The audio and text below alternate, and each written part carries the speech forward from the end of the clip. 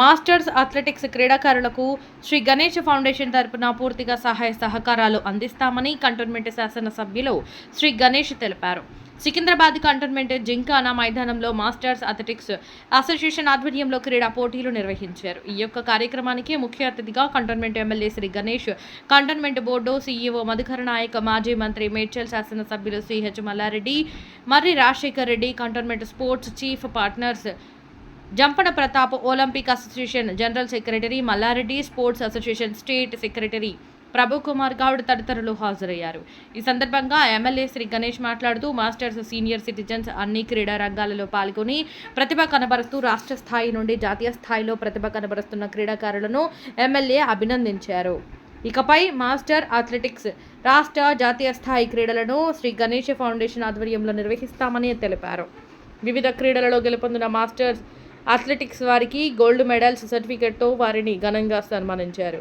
ఈ కార్యక్రమంలో Telangana master association రాష్ట్ర president Marri Lakshmareddy, working president Devender Reddy, general secretary Prabhukumar Goud, treasurer Lakshmi, Olympic association రాష్ట్రీయ కార్యదర్శి మల్లారెడ్డి తదితరులు అధిక సంఖ్యలో పాల్గొన్నారు.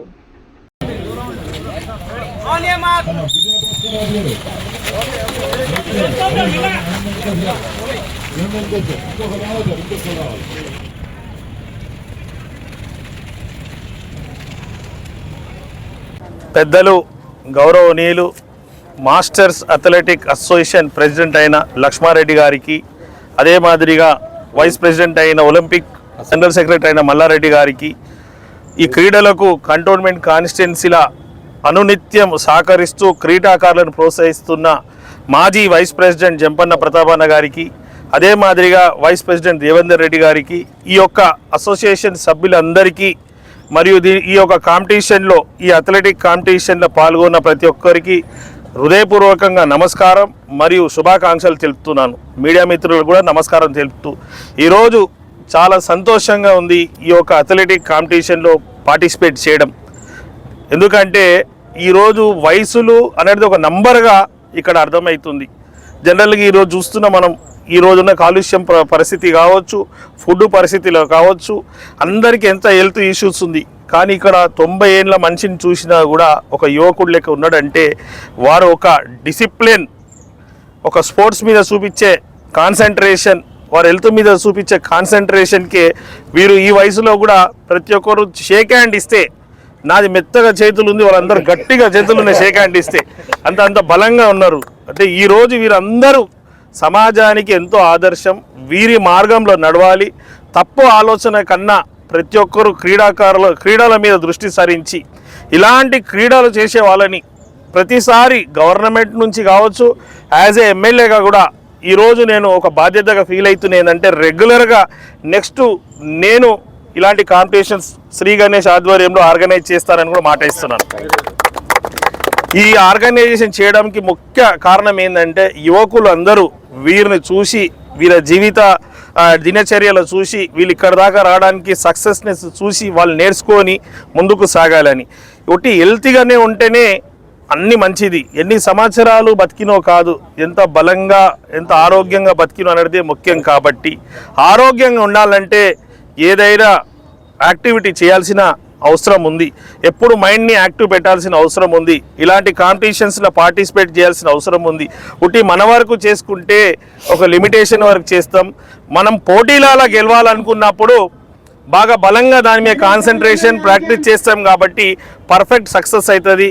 వీరిని చూసి యువకులందరికీ ముందుకు వచ్చి వీళ్ళలాగా ఉండాలని ప్రతి ఒక్కరికి మనసారా కోరుకుంటూ ఇంత మంచి కార్యక్రమం ఆర్గనైజ్ చేసిన ప్రతి ఒక్కరికి పేరున హృదయపూర్వకంగా నా ఒక ధన్యవాదాలు, అభినందనలు.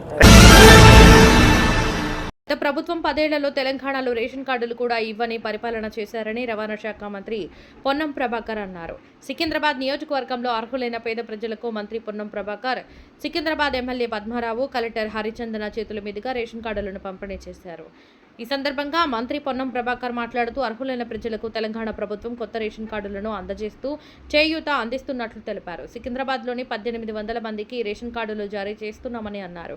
ఇంకా 1,50,000 రేషన్ కార్డులు వెరిఫికేషన్ జరుగుతున్నాయని తెలిపారు. ఎక్కడ ఉపాధి ఉంటే అదే చోట ఇల్లు ఉండాలన్నారు.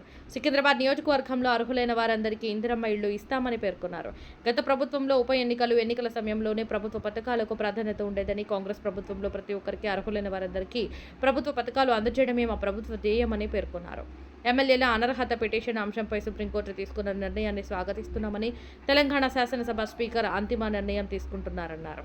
సారథి పోర్టల్ విషయంపై ఇప్పటివరకు ఫిర్యాదులు లేవని, ప్రారంభ దశలో కొన్ని సాంకేతిక సమస్యలు ఎదురైతే వాటిని పరిష్కరించేందుకు అధికారులకు ఆదేశాలు జారీ చేస్తానని తెలిపారు. ఆదం సంతోష్ కుమార్ మాట్లాడుతూ, ఆషాఢ మాసంలో బోనాల పండుగ సంబరాలు జరిగితే శ్రావణ మాసంలో రేషన్ కార్డుల సంబరాలు జరుగుతున్నాయన్నారు. గత ప్రభుత్వం పేద ప్రజలకు సంక్షేమ పథకాలను అమలు చేయవద్దన్న దురుద్దేశంతోనే రేషన్ కార్డులను ఇవ్వకుండా నిర్లక్ష్యం చేశారని చెప్పారు.